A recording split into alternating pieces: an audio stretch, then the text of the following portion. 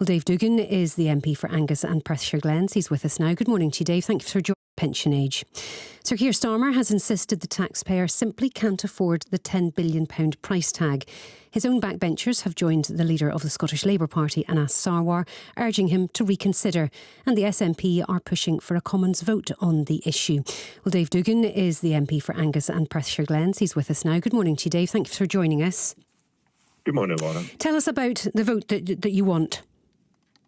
So I think it's really important for constituents up and down these islands to understand where their MP stands on this issue, because WASPI, perhaps unlike any other issue, has galvanised politicians from across the political spectrum who see this as a really glaring injustice that has affected many 1950s born women in a really punitive and deeply unfair way. So if you've said one thing at one stage in the political cycle, it's important people value consistency in their politicians. So what we'd like to do is, rather than just have a narrative discourse within the House of Commons, let's have a vote so that constituents up and down these islands can see where their MP sits on this matter. How exactly do you get that vote, to where though? They sat on this matter before the election, which will be very difficult for the Labour Party. How exactly do you get this vote, though, given Labour has such a huge majority?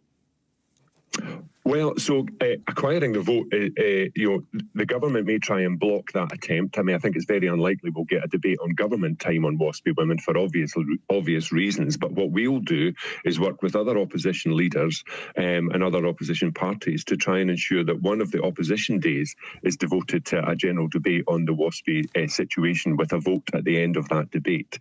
And that will, the government will have no choice but to take part in that, or they can boycott it, but that wouldn't be a very good look either. And I don't think that I genuinely think there are a lot of Labour MPs who are massively uncomfortable with this situation. Do you know how many? Placed in by the UK government, and they'll need to try and get an opportunity to come down on one side of the WASPI fence or the other. Do you know how many Labour MPs might vote with you? How many have you spoken to? Have any pledged support for this?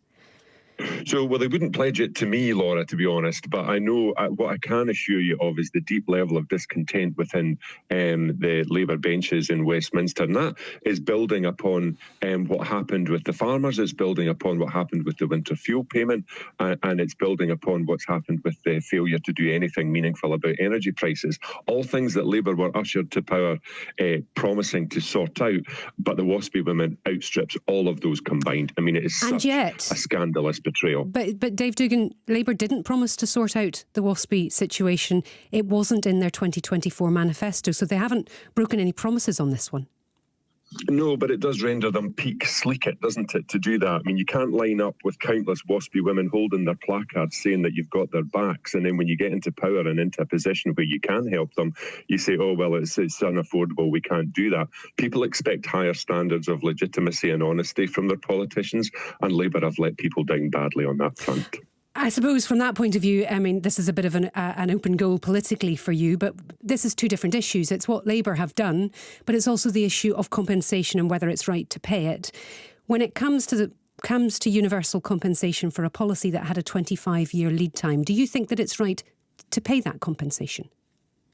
I think it is right to pay that compensation for two principal reasons, Laura. One is it's a deeply, deeply worrying thing to thumb your nose at the findings of an ombudsman. Any ombudsman, this one or any other ombudsman, as many people will know, and certainly every single MP will know, is that the ombudsman is the final arbiter of probity within these matters to divine a just result for people who haven't had any fairness from officialdom or from a business in a long period of time. And so when an ombudsman rules, it is by convention and for very good reason that you accede to the rulings of that ombudsman. So for the government... But the ombudsman, hang on a second, the ombudsman said there was no financial impact.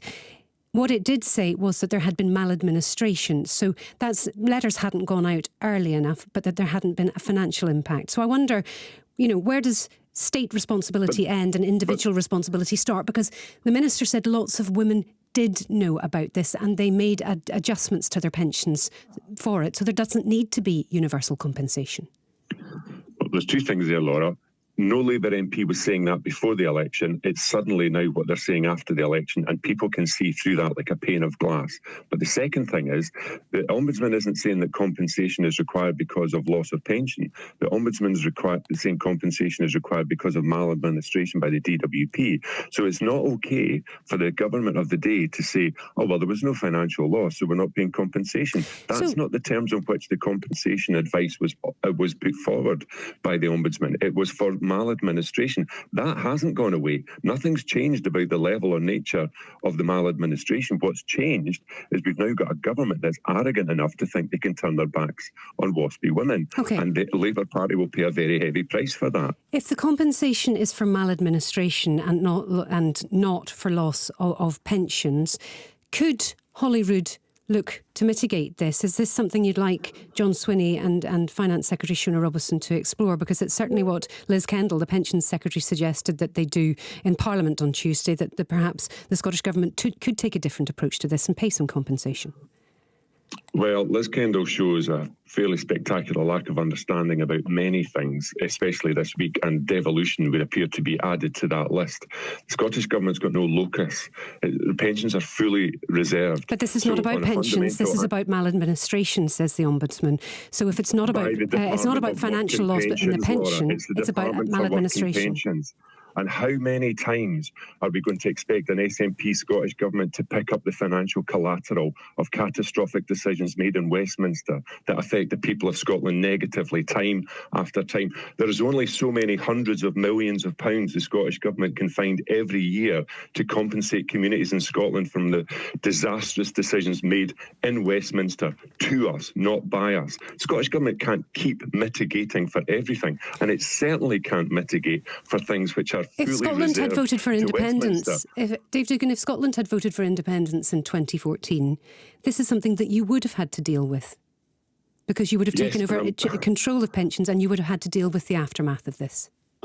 That's right, and I'd be very happy for a sovereign Scotland to be in that position to look after our pensioners a way that they never will be looked after in the United Kingdom. But we didn't get independence in 2014, and when we do get independence, which we will, we'll be making sure we look after our pensioners in a very much better way than the Department for Work and Pensions in Westminster ever will.